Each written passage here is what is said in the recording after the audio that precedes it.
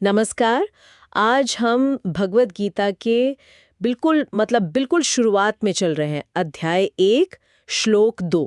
जी, पहला अध्याय दूसरा श्लोक बहुत ही महत्वपूर्ण है। हाँ, और हमारे पास जो जानकारी है वो इसी श्लोक और उसकी जो व्याख्याएं हैं उन पर आधारित है। बिल्कुल। तो सोचिए, कुरुक्षेत्र का मैदान है, युद्ध का माहौल है, सेनाएं एकदम आमने सामने खड़ी हैं। जी, वो क्षण युद्ध शुरू होने से ठीक पहले का। हाँ बिल्कुल। और हमारा मकसद है ये समझना कि उस पहले क्षण में दुर्योधन ने जो किया, जो उसकी प्रतिक्रिया थी, उसका क्या मतलब है। क्यों ये इतना जरूरी है ना? हाँ। सिर्फ दूसरा श्लोक, हाँ क्यों एक अकेला श्लोक इतना महत्वपूर्ण हो सकता है? चलिए इसी को आज खोलकर देखते हैं।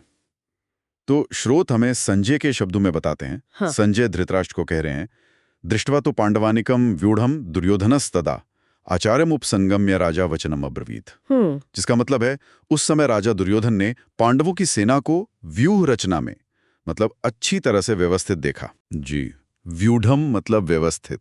हाँ, व्यवस्थित देखकर अपने गुरु द्रोणाचार्य के पास जाकर ये शब्द कहे।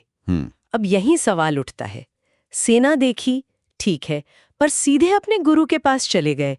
इस पहली प्रतिक्रिया में ऐसा क्या खास है? ये वाकई में एक बहुत दिलचस्प पॉइंट है, क्योंकि ये श्लोक सिर्फ ये नहीं बता रहा कि क्या हुआ। अच्छा। ये उस तनाव को दिखाता है, वो जो टेंशन थी ना युद्ध से ठीक पहले, उसे उजागर करता है।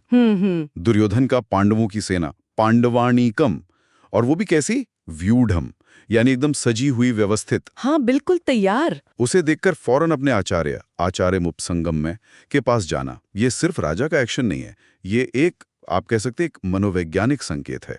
मनोवैज्ञानिक संकेत कैसे? देखिए, स्रोत की व्याख्या अगर हम देखें तो वो ये इशारा करती है कि पांडवों की वो जो संगठित सेना थी, उसे देखकर दुर्योधन के मन में कहीं न कहीं एक चिंता सी उठी। चिंता दुर्योधन को? हाँ, मतलब स्रोत कहते हैं कि वो थोड़ा विचलित हुआ मानसिक रूप से। ओके। और उसका तुरंत द्रोणाचार्य के पास जाना ये दिखाता है कि उसे लगा कि भाई रणनीति पर बात करनी पड़ेगी फौरन। अच्छा। और शायद ये उसकी बेचैनी भी दिखाता है एक तरह की। पुष्टि चाहिए थी उसे शायद। हाँ, ये तो सोचने वाली बात है। और ये भी देखिए कि वो किसके पास गया? आचार्य द्रोण। हाँ, अपने गुरु, जो सिर्फ सेनापति नहीं है, वो गुरु भी हैं, प्रमुख गुरु और रणनीतिकार। सही बात है।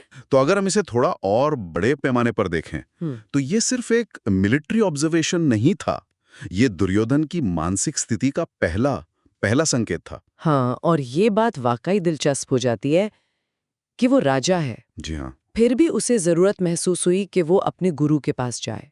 ये दिखाता है कि पांडवों की तैयारी ने उसे गंभीरता से सोचने पर मजबूर कर दिया। बिल्कुल, उसे हिला दिया थोड़ा अंदर से, ऐसा कह सकते हैं। तो मतलब आमतौर पर जो छवि है दुर्योधन की, अहंकारी, अति आत्मविश्वासी, जी, ये एक्शन उससे थोड़ा अलग लगता है।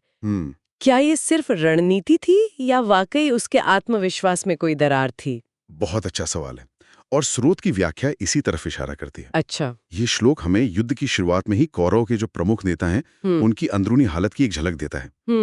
ये सिर्फ फैक्ट रिपोर्टिंग नहीं है, ये उसके कैरेक्टर के अंदर जो चल रहा है उसका प्रतिबिंब है। ओके। ये दिखाता है कि पांडवों की तैयारी ने वाकई उस पर गहरा असर डाला था।